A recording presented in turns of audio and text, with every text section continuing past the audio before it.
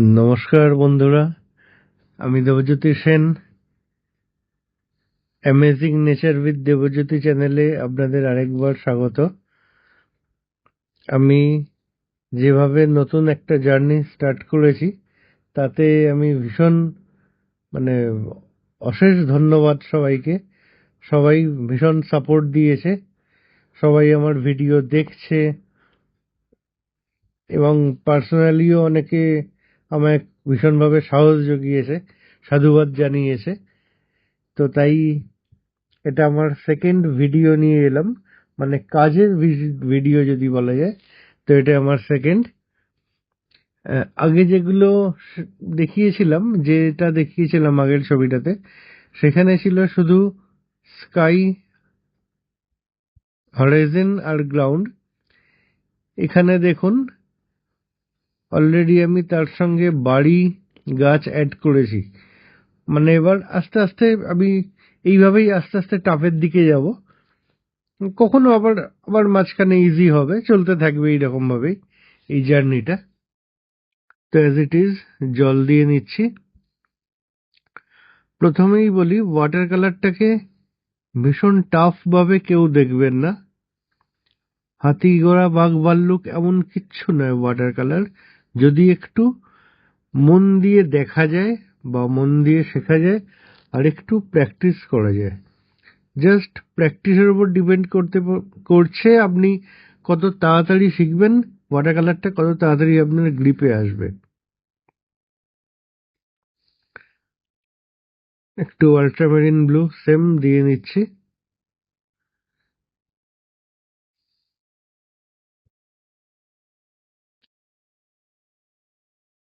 স্কাইটা করে নিচ্ছি।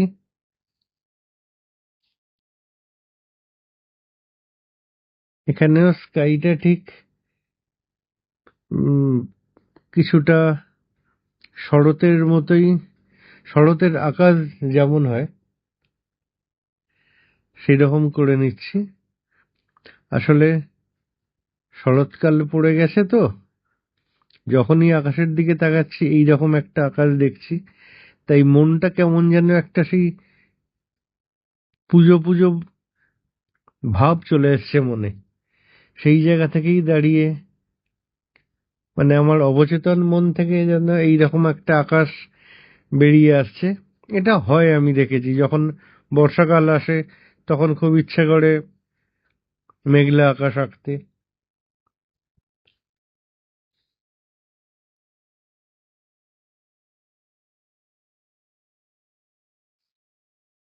একটু ইয়েলো আকার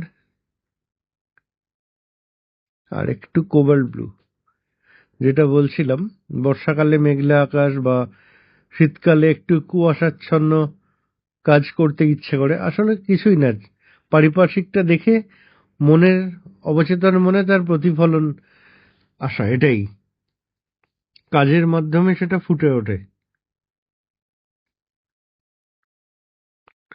ওয়াটার কালার করতে গিয়ে আমি একটা জিনিস বলি, কখনোই অনেক কিছু দিয়ে বিশাল বড় একটা ছবি, বিশাল বড় কম্পোজিশন না, ওয়াটার কালারটা চায় না।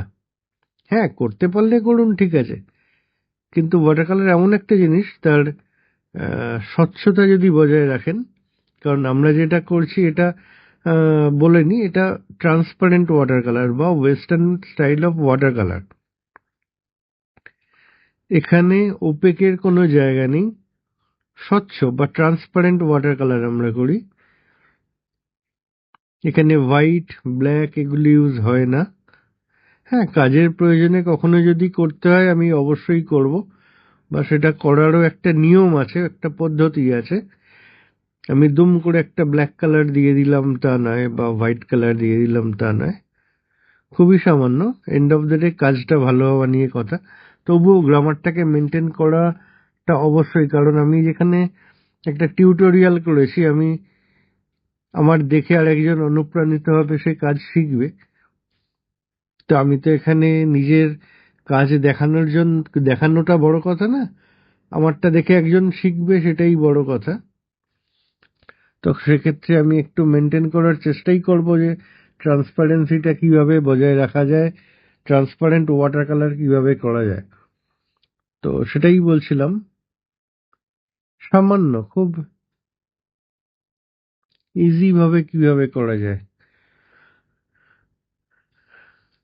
দেখুন এখানেও সেই আগের মতোই গ্রাউন্ডটা করলাম।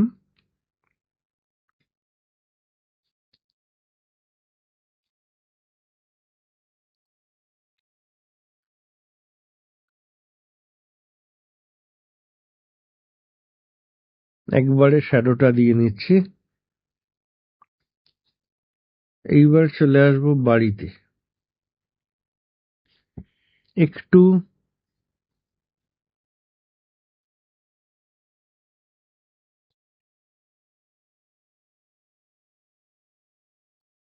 আচ্ছা, তার আগে একটুখানি সামান্য প্যালেটের কিছু দেখলেন, আমি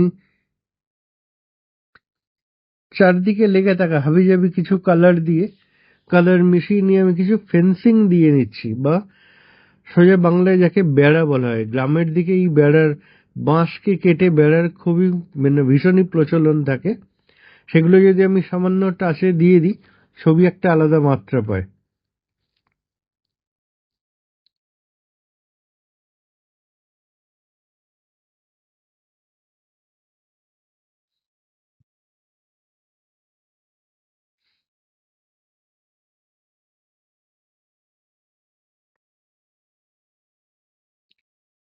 একটু শুকোতে দিলাম, সামান্য জাস্ট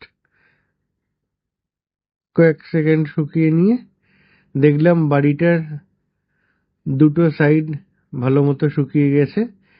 এইবার আমি বাড়িটা স্টার্ট করব, যাতে বাড়িটা করতে গিয়ে স্প্রেড না করে যায় কালার। একটু অরেঞ্জ, একটু বানশিয়ানা নিয়ে নিয়েছি, টেরাকোটা কালার যাকে বলা হয়। এটা রেডের সঙ্গে ইয়েলো বা ইয়েলো এবং মানে ইয়েলো অকার এবং বানশিয়ানা মিশিয়েও হয়। তো আমার কাছে অরেঞ্জ ছিল, অরেঞ্জের সঙ্গে একটু বানশিয়ানা মিশিয়ে নিলাম। পোড়া মাটির কালার, যেটা টেরাকোটা কালার, সেইটা এসে গেছে। এবার একটুখানি গ্রে কালার বানিয়ে নেব। আমরা গ্রে কালার বানাবো, একটু বানশিয়ানা, একটু কোবাল্ট ব্লু। সেটা দিয়েই কখনো ব্ল্যাক কখনো গ্রে করে নেওয়াই যায়। দেখুন, কোথাও ব্ল্যাক হিসেবে ইউজ করছি, কোথাও গ্রে হিসেবে ইউজ করছি। বাড়ির একটা ওয়াল লাইটেড আর একটা ওয়াল শেডেড। ওয়ালের ক্ষেত্রে গ্রে হিসেবে ইউজ করলাম, আবার বাড়ির চাল থেকে ছোট ছোট বাঁশ বেরিয়ে আছে, ওগুলো কিন্তু দেখুন ব্ল্যাকই মনে হচ্ছে।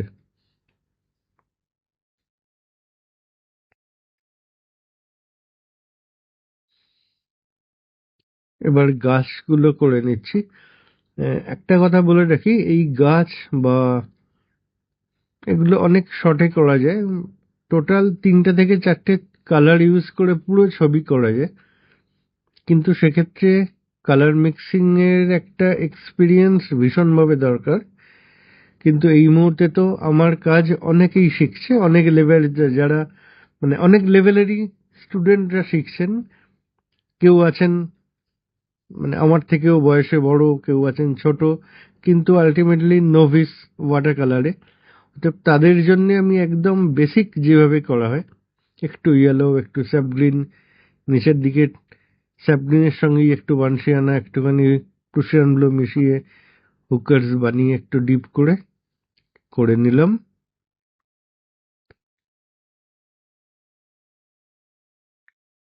ওয়াটার কালারকে যত ভয় পাবেন তত চেপে বসবে। একটু প্র্যাকটিস করুন, ভয় পাওয়ার দরকার নেই, ভয়ের জায়গাটায় প্র্যাকটিস করুন, দেখবেন ভয়ে নিজে নিজেই চলে গেছে। আর ওয়াটার কালার এমন একটা জিনিস, ও নিজে নিজে অনেক কিছু এফেক্টস নেয়। এই যে আমি যেমন গাছের ব্রাঞ্চটা করতে গিয়ে কিছু ক্রস এসে গেল, ওটাই কিন্তু মনে হচ্ছে দুটো ব্রাঞ্চ মিলে ওই গাছটা, মানে ফার্স্ট লেফট সাইডের গাছটা বলছি। কিছু বার্ডস দিয়ে নিলাম।